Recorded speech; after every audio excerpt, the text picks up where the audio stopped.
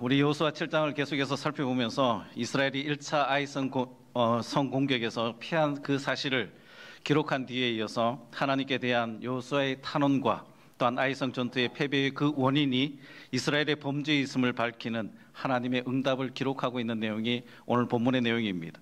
우리 먼저 6절 말씀 한번 다 같이 한번 읽었으면 좋겠습니다. 6절 말씀 같이 봅니다. 시작. 여호수아가 옷을 찢고 이스라엘 장로들과 함께 여호와의 궤 앞에서 땅에 엎드려 머리에 티끌을 뒤집어 쓰고 물도록 있다가, 아이성 전투에서 참담하게 패한 이스라엘의 지도자들은 옷을 찢고 머리에 티끌을 뒤집어 쓰고 하나님 앞에 엎드렸다라고 기록하고 있습니다. 당시 옷을 찢고 머리에 티끌을 뒤집어 쓰는 것은 하나님 앞에 극도로 슬픔과 애통을 표시함을 동시에 나타내는 내용입니다. 또 뿐만 아니라 회개를 의미하는 내용도 담겨져 있습니다. 아이성에서의 그 패배는 단순히 한 번의 패배로 끝나는 것이 아니라 이스라엘을 얕잡아보는 이 가나안 거민들이 여기저기에서 일어나서 이스라엘을 동시다발적으로 공격해서 일어날 수 있다는 것을 이야기해주고 있습니다. 따라서 이것은 단순히 이스라엘 백성들이 아이성 전투에서 36명의 전사자만을 나타낸 것으로 끝나는 것이 아니라 이스라엘 백성들의 진멸을 나타내는 것이기에 비극적인 그 결과가 나타나기에 이스라엘 백성들의 지도자들이 옷을 찢고 머리에 티끌을 뒤집어 쓰고 하나님 궤 앞에 엎드렸다라고 이야기하고 있습니다. 하나님의 궤는 하나님의 임재를 상징합니다. 여호와의 궤는 하나님의 백성인 이스라엘 백성들의 정체성을 이야기해주고 있습니다. 이스라엘이 되게 하는 그 상징이 여호와의 언약궤 안에 있다라는 겁니다. 그러므로 가나안에 들어선 이스라엘이 처한 가장 위급한 그 위기 상황에서 여호수아와 이스라엘의 지도자들이 하나님의 궤 앞에 머리를 땅에 대고 엎드릴 수밖에 없었다는 것은 결국 하나님에 대한 절대적인 신뢰를 회복하기 위함이다라는 사실을 가르쳐주고 있습니다. 하나님의 백성의 그 신앙의 뿌리와 또한 생활의 근본이 어디에 있어야 하는지를 우리에게 분명히 나타내주고 있습니다. 이것이 뭡니까? 이스라엘 백성들이 실패했을 때 그들이 어디를 의지해야 되는지를 분명히 나타내주고 있습니다. 그들이 위기 앞에서 어떻게 해야 되는지를 오늘 본문은 우리에게 너무나도 잘 가르쳐주고 있습니다. 인생 가운데서 우리가 실패하는 그 순간 우리가 가장 먼저 어디를 향해 있어야 되는지를 나타내 보여주고 있는 것입니다. 사랑하는 성도님들, 우리가 인생 가운데서 실패할 수도 있습니다. 그 위기를 만날 수도 있습니다. 어려운 일을 당할 수도 있습니다. 그 순간에 우리는 어디를 향해 있어야 되는지 우리는 분명히 알아야 합니다. 그것이 어디입니까? 오늘 본문을 이야기하면 여호와의 궤 앞입니다. 하나님의 임재 앞입니다. 하나님 앞에 우리가 있어야 한다라는 사실입니다. 다른 것의 세상의 방법으로, 세상의 어떤 것으로 그 문제를 해결하기 위해서 우왕좌왕하는 우리의 모습이 아니라 어려움 속에, 위험 속에, 위기 속에 하나님 앞에 엎드려 하나님의 도움을 구하며 하나님이 만져가시는, 하나님이 이끌어가시는 그 일을 절대적으로 신뢰해야 된다는 사실입니다. 땅에 엎드렸다는 것은 그들의 얼굴이 땅을 향해서 떨어졌다라는 그 의미를 나타내고 있습니다.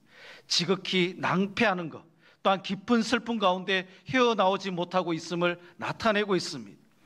가데스 바네아에서 가나안 땅을 정탐했을 당시에 이 여호수아의 모습은 어떻습니까? 10명의 정탐꾼이 부정적인 이야기를 했을 때도 여호수아와 갈렙은 믿음에 찬 그 확신을 가지고 고백했습니다. 그런데 지금 이 순간 아이성에서의 36명의 전사자를 내고 1차적으로 패했던 그 순간 이 확신에 찼던 이 여호수아마저도 고개를 들 수 없을 정도로 좌절감에 빠져 있는 모습을 우리는 보게 됩니다. 그러나 이거는 마냥 좌절감 속에 빠져 있다는 것만 이야기하는 것이 아니라 이 좌절감과 함께 동시에 인간의 무력함을 실감하면서 자신의 모습을 돌아보고 하나님의 도우심을 바라는 신앙적인 행동이다라고 할 수도 있습니다. 결국 여호수아는 이런 과정을 지난 후에 비로소 하나님의 음성을 듣게 됩니다. 10절 이하에서 하나님의 음성을 들을 수 있게 되고 또한 하나님의 지시에 따라서 이스라엘 백성들이 피한 그 죄악의 근원을 잘라버릴 수가 있게 되는 것입니다. 우리가 하나님의 언약을 버리고 범죄하게 되면 이 세상은 우리가 감당할 수 없는 억압의 대상으로 다가올 수밖에 없습니다. 우리의 자존감은 낮아지게 되고 우리는 스스로를 볼 때도 메뚜기와 같은 그러한 존재로 자기를 비하하는 비참한 삶을 살게 됩니다. 그리고 여기에서 벗어나는 길은 한 가지밖에 없습니다. 자신을 돌아보고 우리 가운데 뿌리박고 있는 그 죄악을 벗어버리고 하나님께로 겸허히 나아가는 길밖에는 없다라는 겁니다. 이스라엘 백성들의 모습이 바로 그겁니다. 여리고성을 점령하고 난 뒤에 기고만장한 그들의 모습 속에 아이성 전투에서 처참한 패배를 당하는 그 순간 그들은 자기 자신을 돌아보고 절대적인 하나님 앞에 겸손으로 나가고 있는 모습, 옷을 찢고 티끌을 머리에 무릅쓰고 뒤집어 쓰고 땅에 엎드려 있는 그들의 모습을 보게 됩니다. 이스라엘은 모든 일을 제쳐두고 제일 먼저 옷을 찢으며 하나님 앞에 엎드렸던 것, 그것은 패전의 가장 중요한 원인이 자신들에게 있는 것이 아니라 하나님과 자신들 사이에 중대한 문제가 있다는 것을 발견했기 때문에 하나님 앞에 엎드렸던 겁니다. 결국 이스라엘의 이러한 겸비하고 회개하는 모습은 하나님의 긍휼을 얻게 하고 또 그 문제를 해결할 수 있는 방법이 되었던 겁니다. 사랑하는 성도님들, 우리의 삶도 한번 돌아보시기 바랍니다.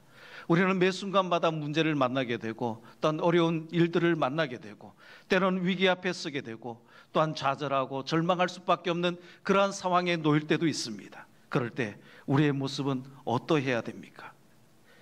인간의 방법을 가지고 인간의 수단을 가지고 일이 해결하려고 우왕좌왕하고 있는 우리의 모습은 아닙니까? 아니면 끝없는 그 절망감에 사로잡혀서 마냥 주저앉고 포기해버리는 인생은 살고 있지 않습니까? 이제 우리의 모습은 그러한 절망적인 그 자리에서 과감하게 일어나서 우리의 마음을 찢는 그 마음으로 주님 앞에 회개하며 무릎으로 나가야 되는 줄 믿습니다. 시편 34편 18절 말씀은 이렇게 되어 있습니다. 시편 34편 18절 말씀 같이 보겠습니다. 시작.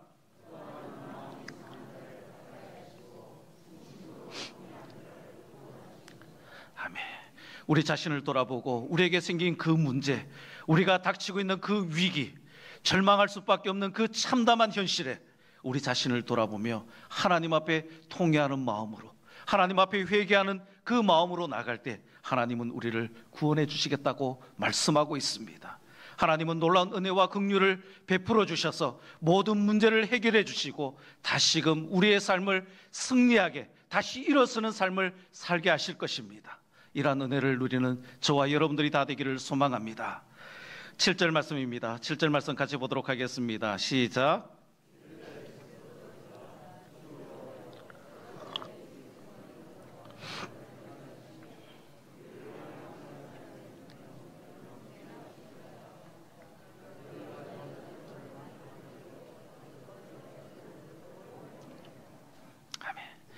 이스라엘 백성들은 지금까지 그랬던 것처럼 아이성 전투에서도 당연히 승리를 거둘 것이라고 장담했습니다. 왜냐하면 아이성보다도 더 큰 이 여리고성을 자신들의 손 하나 까딱하지 않고 무너뜨렸기 때문입니다. 그렇지만 그들이 당한 현실은 아이성 전투에서의 처참한 패배였습니다. 이러한 상황에서 여호수아와 백성들은 당황해서 어쩔 줄 몰라하는 그 모습이 나타나고 있습니다. 왜냐하면 가나안 땅을 주시겠다고 하신 하나님의 약속은 거듭 약속된 약속이었기 때문입니다. 그러므로 여호수아는 하나님 앞에서 이렇게 고백합니다. 어찌하여, 하나님 앞에 어찌하여. 7절에 보니까 그렇게 되어 있습니다. 이르되 슬프도소이다. 주 여호와여 어찌하여. 하나님이 가나안 땅을 주시겠다고 해서 가나안 요단 땅을 건너서 가나안 땅에 들어왔는데 또 여리고성을 점령하였는데 그것보다도 더 작은 아이성에서 패배하였으니 어찌하여.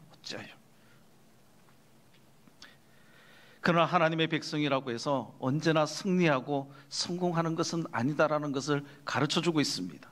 하나님의 백성도 하나님을 온전히 의지하지 않거나 또한 하나님의 뜻에서 벗어나면 실패와 좌절을 경험할 수 있다는 것을 우리에게 가르쳐주고 있습니다. 이스라엘 백성들은 하나님의 택한 백성이었지만 그들이 하나님께 불순종했을 때 역사 속에서 수없이 실패하고 좌절하는 그 모습을 우리는 보게 됩니다. 그것은 우리도 또한 마찬가지입니다. 하나님의 크신 은혜로 하나님의 자녀가 된 우리들이지만 우리 또한 하나님께 불순종하면 언제든지 실패와 좌절을 경험하게 될 수도 있다는 사실입니다. 그리고 그러한 실패와 좌절은 하나님이 주시는 것이기에 세상 사람들이 경험하는 그 실패와 좌절보다도 더 큰 아픔으로 다가올 수도 있습니다. 그러므로 사랑하는 성도님들, 이 실패와 좌절의 그 선잔을 마시지 않기를 소망합니다. 하나님 앞에 이 실패와 좌절의 선잔을 마시지 않기 위해서는 어떻게 해야 됩니까? 하나님께 순종하되 한 번 순종하는 것으로 끝나는 것이 아니라 끝까지 순종하는 저와 여러분들이 되기를 소망합니다. 그냥 한 번 끝나는 것으로 멈추지 마십시오. 하나님을 온전히 신뢰함으로 끝까지 순종하며 나가는 저와 여러분들 되기를 소망합니다. 혹시 우리 속에 실패와 좌절 가운데 있는 성도님들 계십니까? 그 원인이 바로 자신의 불순종과 범죄에 있음을 깨달았을 때 속히 회개함으로 하나님과의 관계를 새롭게 하시기를 바랍니다. 하나님과의 관계를 정상적으로 만드는 그 순간 우리가 실패와 좌절에서 벗어나는 은혜의 댐을 기억하시기 바랍니다. 우리가 깨달았는데도 불구하고 회개하지 않고 그냥 넘겨버리면 그것이 나중에 쌓여서 더 큰 실패와 좌절, 아픔으로 다가오게 된다는 사실입니다. 하나님 앞에 우리의 범죄가 생각나거든 속히 엎드리십시오. 하나님 앞에 순종하지 못한 것이 나타나거든 주저하지 마시기 바랍니다. 속히 엎드려서 하나님 앞에 부르짖으시기 바랍니다. 겸손하게 나가시기 바랍니다.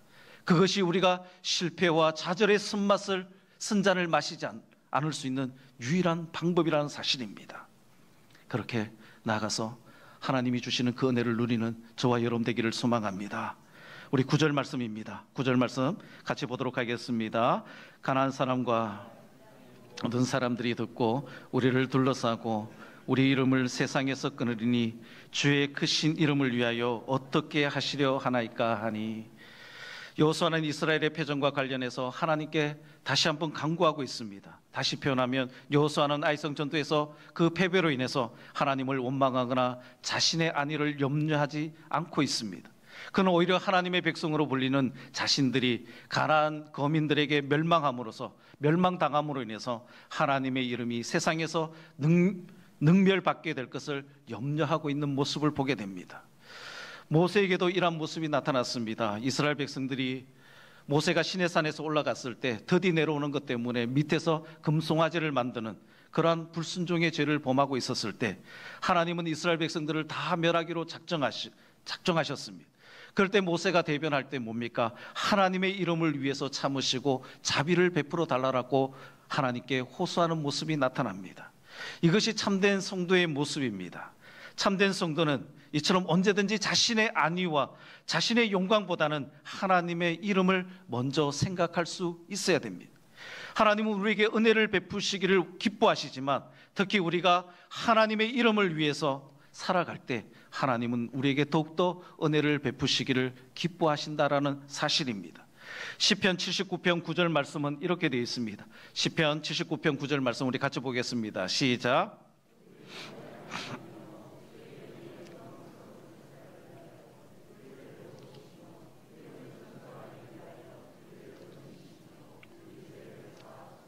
아멘. 주의 이름을 영광스러운 생사를 위해서 우리를 도우시고 또한 주님의 그 이름을 증거하시고 또 우리를 건지시고 우리를 죄를 사하여 주소서라고 이야기합니다. 하나님의 이름. 우리가 무엇을 하든지 주의 영광을 위해서 살아가야 되는 존재입니다. 이 여호수아와 모세와 같이 하나님의 이름을 먼저 위하는 저와 여러분들 되기를 소망합니다. 우리가 한 주간의 삶을 살아갈 때도 나에게 주어지는 그 이익과 유익만을 위해서 살아가는 것이 아니라 나를 대변하며 살아가는 것이 아니라 하나님의 이름을 위해서 살아가는 저와 여러분들 되기를 소망합니다. 이것이 참된 성도의 모습입니다. 그냥 자신의 모습, 자신의 안위만을 생각하는 그런 모습이 아니라 하나님의 영광을 위해서 살아가는 모습. 자신에게 누군가가 욕하면 참을 수 없는 만큼 분노가 일어나는데 하나님의 이름이 욕을 얻어먹고 있을 때는 우리는 슬그머니 그 자리를 피하는 경우들이 얼마나 많은지 모릅니다. 내 자신에게 손해가 될 때는 화가 나고 무엇인가 해야만 하는 그러한 상황이지만 하나님의 이름이 능멸을 받고 능력을 받는 거기에는 우리가 슬그머니 자리를 빼는 우리의 모습들 아닙니까? 그 모습이 아니라 하나님의 이름을 위해서 살아가는 저와 여러분들 되기를 소망합니다. 그 이름을 위해서 우리가 부름을 받았고 하나님이 우리를 도와주신다라는 사실입니다. 하나님의 이름을 위해서 살아갈 때 하나님은 우리에게 더욱더 큰 은혜를 베푸시기를 기뻐하시는 분이 우리 하나님이십니다. 우리 10절 말씀 보도록 하겠습니다. 10절 말씀입니다. 같이 봅니다. 시작.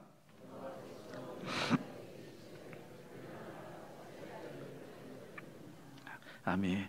아이성 전투에서 패배하여서 좌절과 절망 가운데 있는 여호수아와 이스라엘 백성들에게 용기와 소망을 주는 말씀입니다. 일어나라, 어찌하여 엎드려 있느냐. 하나님께서 마음을 찢고 기도하는 여호수아에게 일어나라라고 말씀하십니다. 이것은 무엇입니까? 이스라엘 민족에게 다시 한번 기회가 있다라는 겁니다. 하나님 앞에 회개한 이스라엘 백성들에게, 하나님 앞에 통회하는 마음으로 나갔던 이스라엘 백성들에게 하나님은 다시 일어나라고 말씀합니다. 다시 한번 기회가 있다라는 겁니다. 거기서 절망하고 무너지고 멸망하는 존재가 아니라 하나님 앞에 회개하고 나가는 존재에게는 하나님이 다시 한번 기회를 주신다는 겁니다. 하나님께서는 바울을 부르셨을 때 어떻게 하십니까? 하나님을 섬기는 많은 믿음의 사람들을 잡아다가 옥에 가두고 죽이는데 찬성한 이 사울, 다메섹 도상에서 만나는 이 바울 모습, 일어나 내 발로 서라라고 말씀합니다. 여기에서 일어나라 내 발로 서라는 것은 바울의 지금까지 잘못했던 거, 교회를 핍박하고 믿는 성도들을 능멸했던 그 모든 것들을 하나님이 다 용서해 줄 테니까 다시 한번 기회를 잡아서 하나님의 사도로 복음을 전하는 자로 쓰임 받으라는 것입니다. 그것을 통해서 사도 바울이 새로운 사명을 부여받게 되고 그 사명을 끝까지 감당하는 하나님의 사람이 되었던 것입니다. 주님께서 사도 바울의 과거의 행적을 용서해 주셨을 뿐만 아니라 그 사도 바울을 변화시켜 주셨고 또한 이방인의 복음을 전하는 그릇으로 삼아 주신 겁니다. 이처럼 우리의 하나님은 당신의 백성들이 그 죄와 허물을 인해서 위기와 절망에 빠져 있을 때 좌절 속에 주저앉아 있기를 원하시는 분이 아니십니다. 아니, 오히려 우리보다 더 안타까워하시며 다시 일어나기를 원하시고 더 큰 승리와 영광을 얻기를 원하시는 분이 우리 하나님이십니다.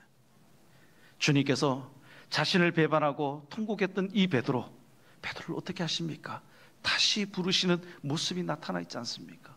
요한복음 21장에서 시몬의 아들 요한아, 내가 나를 사랑하느냐? 주님께서 3번이나 물으시면서 베드로를 다시 그 사도의 길로 세워주셨습니다.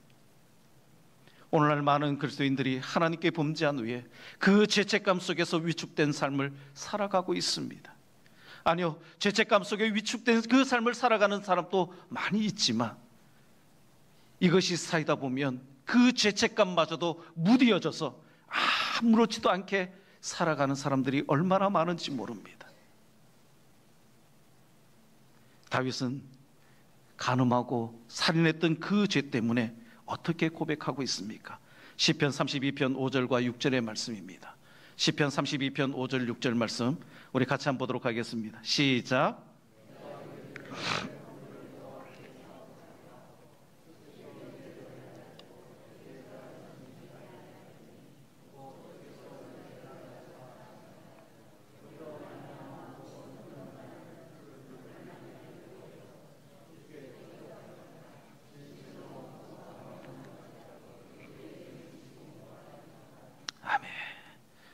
하나님 앞에 자신의 잘못을 가지고 통곡하며 나갔던 그들의 모습 속에 하나님께서는 어떻게 말합니까? 내 죄악을 사하셨나이다. 그로 말미암아 주를 만날 기회를 얻었다라고 이야기합니다. 그리고 기도할 수 있다라고 합니다. 그리고 하나님의 절대적인 보호, 홍수가 범람할지라도 그에게 미치지 않겠다라고 말씀하고 있습니다. 오늘 이와 같은 은혜가 저와 여러분들 속에 있기를 소망합니다. 회개하는 자들을 통해서, 진심으로 하나님 앞에 통회하는 자들을 통해서 하나님께서는 이렇게 말씀해 주시는데 이러한 은혜가 저와 여러분들 속에 넘쳐나기를 소망합니다. 하나님께 회개할 때 하나님은 절대로 외면하지 않으시고 반드시 다시 기회를 주실 것입니다. 다시 우리를 일어서게 하실 것입니다. 절망 속에 무너지는 것이 아니라, 주저앉아 있는 것이 아니라 다시 일어서서 하나님의 사명을 감당하도록 우리를 이끌어 가실 것입니다. 이 하나님의 은혜를 경험하는 저와 여러분들 되기를 소망합니다. 11절 말씀입니다. 우리 11절 말씀 같이 보도록 하겠습니다. 시작. 이스라엘이 범죄하여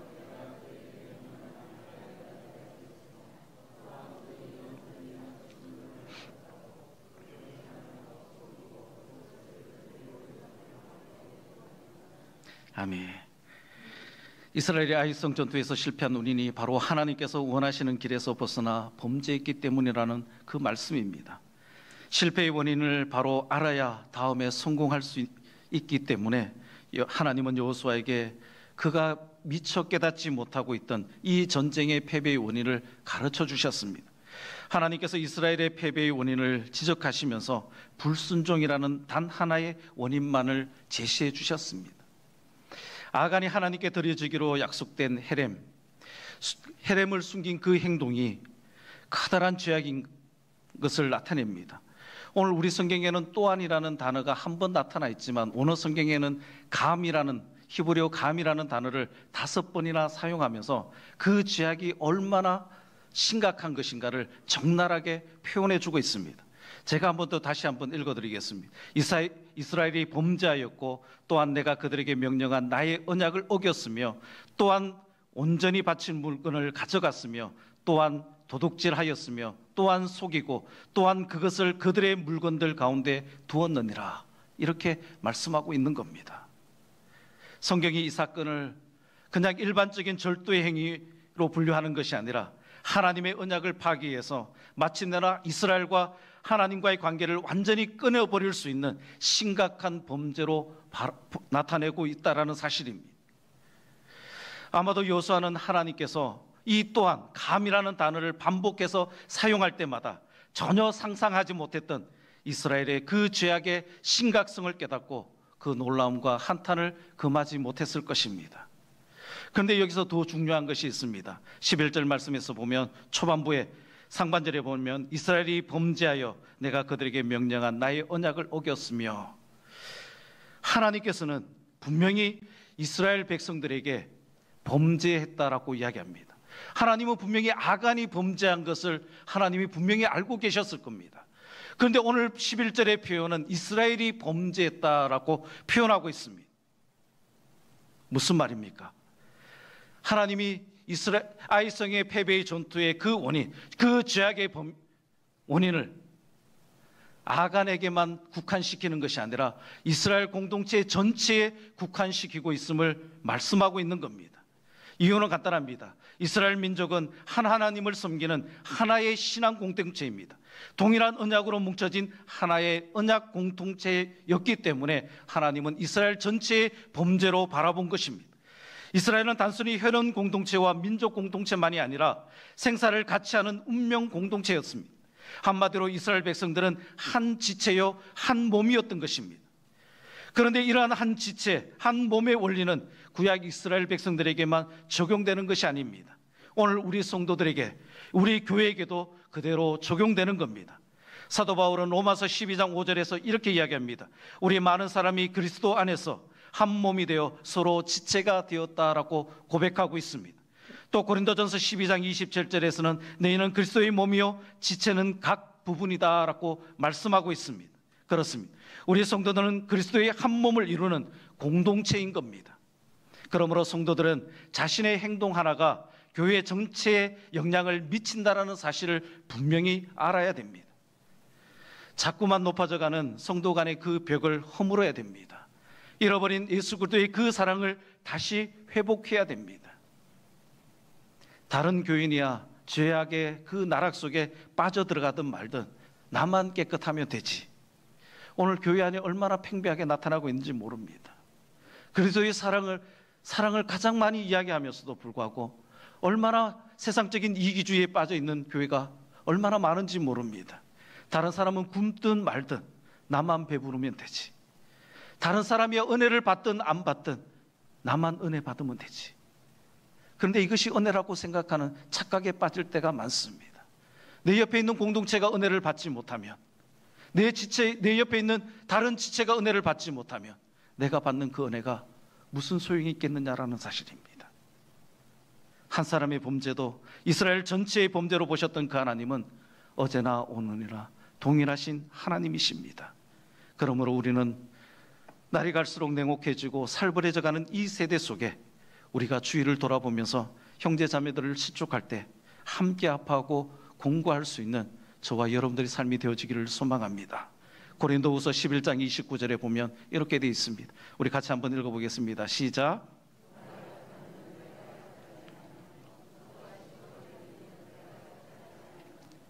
사도 바울의 그 마음입니다. 누가 약하면 내가 약하지 않더냐, 누가 실족하게 되면 내가 애타지 않더냐. 오늘 우리 성도님들의 마음에, 저와 여러분들의 마음에 이 마음이 있기를 소망합니다. 옆에 지체가 아파하면 나도 아파할 수 있고, 옆에 지체가 힘들어하면 나도 힘들어할 수 있는 그 마음. 오늘 교회가 다시 회복되어야 될 그리스도의 사랑이 바로 이런 사랑입니다. 또한 약한 형제의 짐을 지며 서로 사랑으로 돌보아라고 말씀합니다. 갈라디아서 6장 2절 말씀입니다. 갈라디아서 2장 6절 말씀, 6장 2절 말씀 같이 보겠습니다. 시작.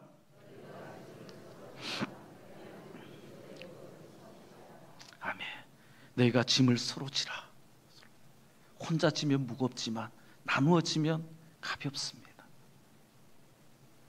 혼자 슬퍼하면 통곡밖에 나오지 않지만 같이 슬퍼하면 소망이 있고 힘이 있고 위로가 있습니다.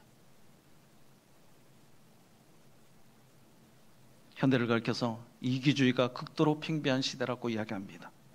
그리고 더욱 슬픈 일은 이런 세속적인 이기주의가 점차 교회 안까지 파고 들어왔다라는 겁니다. 교회가 자꾸 세속적인 이기주의를 닮아가고 있는 모습을 보며 우리는 슬퍼해야 됩니다. 나만을 위한 그 모습들.